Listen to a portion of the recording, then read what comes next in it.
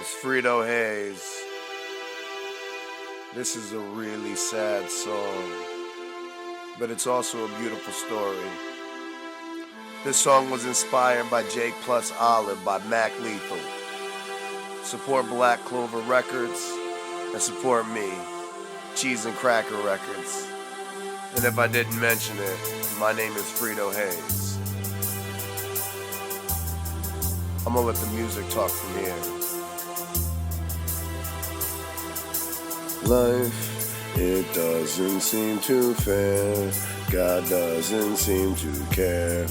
But I know that isn't true. He lives in you, that's life. There was this kid named Dave. He was mad cool. He met his future wife in math class at school. Her name was Erica, and she was fine too. The type of chicks all her friends were dimes too. You know, chickens of a feather, but Erica was different. She didn't act better than many women who know they look good. She would clean, and she could also cook good. They started out a little rocky. Dave was nervous, so he drank and he got sloppy. But they were only walking, so there wasn't any drama shit until he couldn't hold his liquor and he vomited.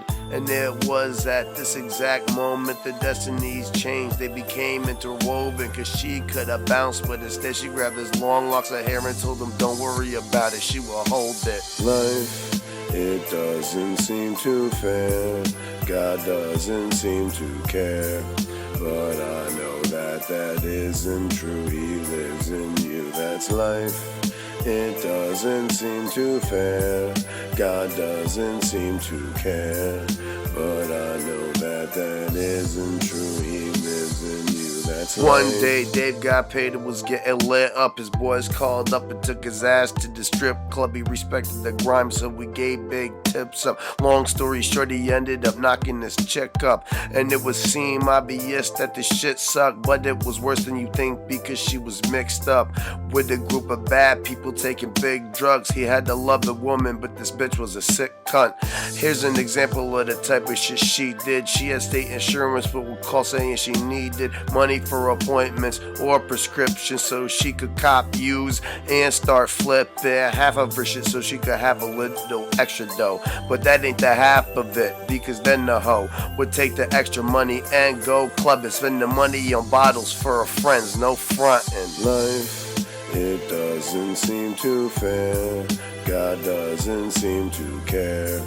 But I know that isn't true. He lives in you, that's life. It doesn't seem too fair. God doesn't seem to care.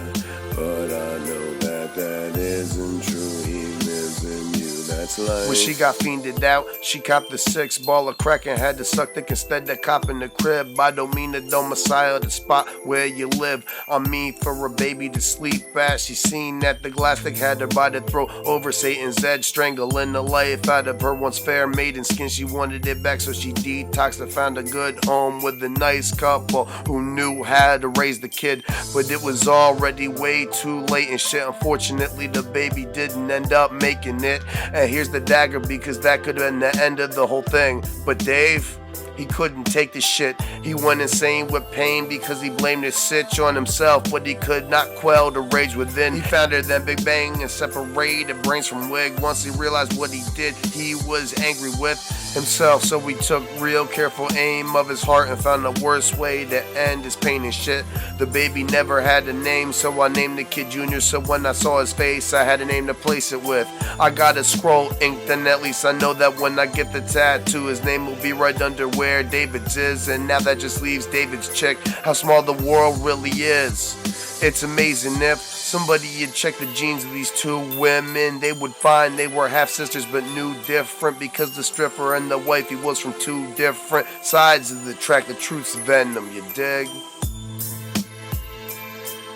And that's the story of Dave, Erica, and some hoe.